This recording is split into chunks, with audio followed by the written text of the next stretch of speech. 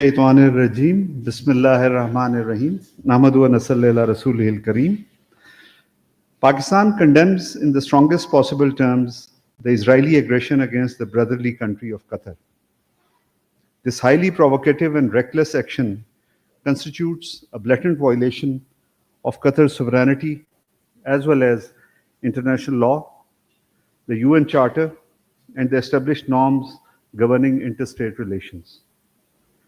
Pakistan expresses its complete solidarity with the brotherly. This reckless action by Israel is yet another manifestation of its continued disregard for international peace and security and its policy of destabilizing the region. Pakistan has consistently maintained that such impunity must not be tolerated by the international community. We reaffirm our principled position in support of the sovereignty and territorial integrity of Qatar and call upon the international community to hold Israel accountable. Pakistan will continue to stand shoulder to shoulder with the brotherly people and the leadership of Qatar in defense of their national sovereignty and security. Prime Minister of Pakistan, Mohammad Shahbaz Sharif, undertook an official visit to the state of Qatar to express solidarity with the people and leadership of the state of Qatar in the wake of recent Israeli attack on Doha. During his visit, the Prime Minister held a very warm and cordial meeting with the Amir of Qatar, His Highness Sheikh Tamim bin Hamad Al Thani. The Prime Minister conveyed Pakistan September 9th, terming it a blatant and flagrant violation of Qatar's sovereignty and territorial integrity. He said that the leadership and people of Pakistan were deeply disturbed by this attack against the brotherly state of Qatar that constituted a serious breach of international law. While reaffirming the historic fraternal bonds between Pakistan and Qatar, the Prime Minister stated that two countries had proudly stood with each other through thick and thin.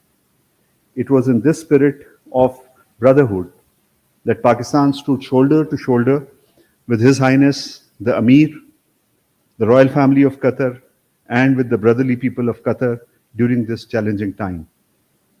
He assured the Qatari leadership of Pakistan's full solidarity and support in the face of this unjustified provocation. He also conveyed deep sympathies on the loss of precious lives in this dastardly and heinous attack by Israel and prayed for the speedy recovery of the injured. The Prime Minister emphasized that Israel's brazen aggression in the Middle East must be stopped, and the Ummah needed unity among its ranks in the face of Israeli provocations. The Prime Minister appreciated Qatar's responsible, constructive, and mediatory role in efforts to bring peace in Gaza and stressed that such acts of Israeli aggression were clearly meant to undermine regional stability and threaten ongoing diplomatic and humanitarian efforts. The Prime Minister said that at Qatar's request, Pakistan had requested for an emergency session of the UN Security Council to discuss the recent developments in the Middle East. He also welcomed Qatar's decision to host an extraordinary Arab-Islamic summit on September 15th and said Pakistan had indicated its willingness to the OIC to co-sponsor and co-convene the summit. The visit reaffirmed the deep-rooted brotherly ties between Pakistan and Qatar and their shared commitment to peace and stability in the region. At the request of Algeria, Pakistan, and Somalia, the UN Security Council convened an urgent meeting on the aggression against Qatar.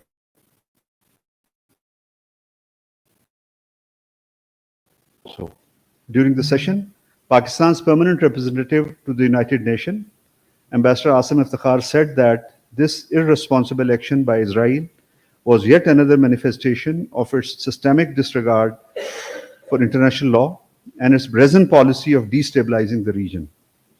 It adds to its long and dubious record of aggression, brutal military actions in Gaza, repeated cross-border strikes in Syria, Lebanon, Iran, and Yemen, all of which amount to violations of the UN Charter and international humanitarian law. Such acts of aggression, as defined by UNGA Resolution 3314, also set a dangerous precedent, erode the primacy of the rule of law, and breed a culture of impunity that threatens the security of all states.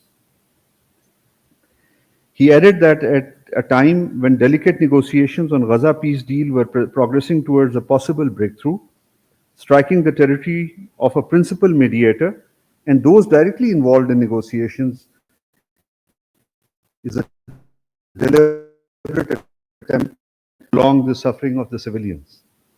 He emphasized that it is evident that Israel, the occupying power, is bent on doing everything to undermine and blow up every possibility of peace. Deputy Prime Minister and Foreign Minister of the Republic of Kazakhstan, Murat Nurtaliev, undertook an official visit to Pakistan from 8th to 9th September 2025. He was accompanied by a high-level 13-member delegation, including the Minister of Transport of Kazakhstan. During the visit, the Deputy Prime Minister and Foreign Minister of Kazakhstan called on the Prime Minister Mohammad Shahbaz Sharif and also called on the President of Pakistan and held comprehensive talks with the Deputy Prime Minister and Foreign Minister of Pakistan.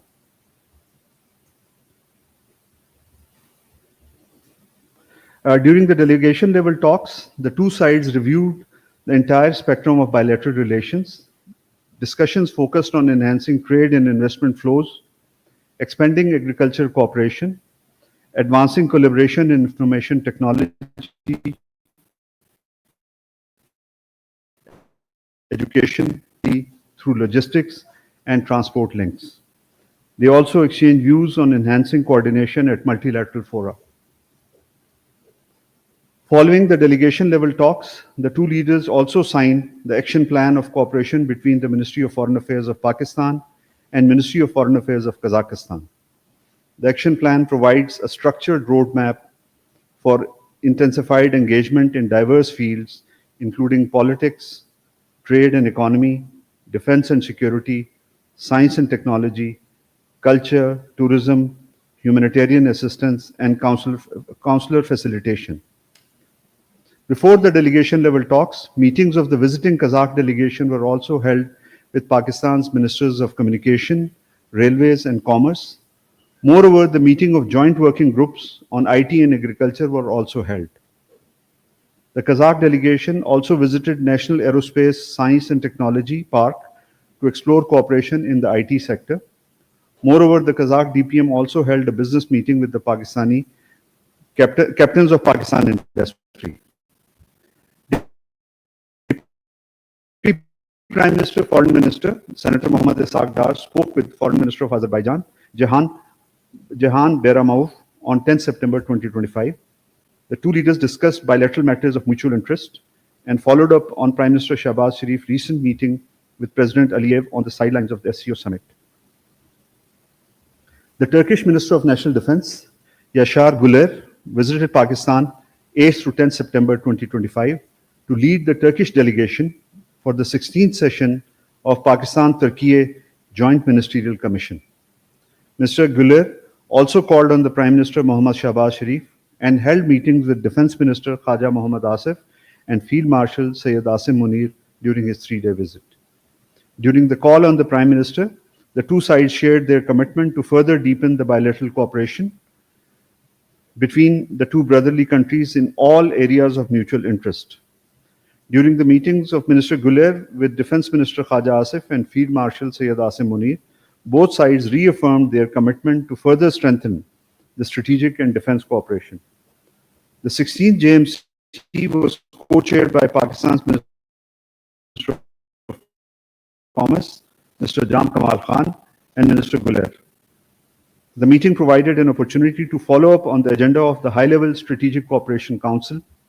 Key outcomes of the meeting focused on strengthening cooperation in trade, investment, pharmaceuticals, information technology, e-commerce, connectivity, and transport, education, mining, agriculture, media, and tourism. Pakistan assumed the chair of Shanghai Cooperation Organization, Regional Anti-Terrorist Structure, or in other words, SCO RATS, on 10 September 2025. In its capacity as the chair of SCO RATS, Pakistan will work towards fostering regional cooperation against terrorism in line with shared priorities guided by the Shanghai spirit of mutual trust, equality, and shared responsibility. It will also host events and activities across key domains, including cyber counterterrorism, information operations, border security, countering terrorist financing, and capacity building to deepen collaboration. As a frontline state in combating terrorism, Pakistan continues to make unparalleled sacrifices to ensure safety and security, not only of its own people, but the region and beyond. As a non permanent member of the UN Security Council, Pakistan has also been entrusted with key responsibilities in the counterterrorism domain. Among others, Pakistan will continue to work with international and regional partners to advance collective efforts against terrorism in line with the principles of SCO, international law, and the UN Charter. Pakistan is deeply grieved at the loss of precious lives in Nepal. We convey condolences to the bereaved families and offer prayers for the swift recovery of the injured. We trust that the resilience of the Nepalese people will shape a future marked by harmony and renewed hope. The people of Indian illegally occupied Jammu and Kashmir continue to face different oppressive measures by Indian authorities. Grant of bail has once again been denied to prominent Kashmiri leader Mr. Shabir Ahmed Shah, who has recently been diagnosed. The local authorities arbitrarily decided to take over 215 private schools run by Falah-e-Aam Trust. These coercive steps are a clear manifestation of the high-handed approach of the Indian authorities. We urge them to respect the fundamental rights and freedoms of the Kashmiri people and grant them their inalienable right to self-determination as enshrined in relevant UN Security Council resolutions. Mr. Shabir Ahmed Shah and thousands of other Kashmiri political prisoners should also be released. Thank you very much. So the floor is open for questions. Ji,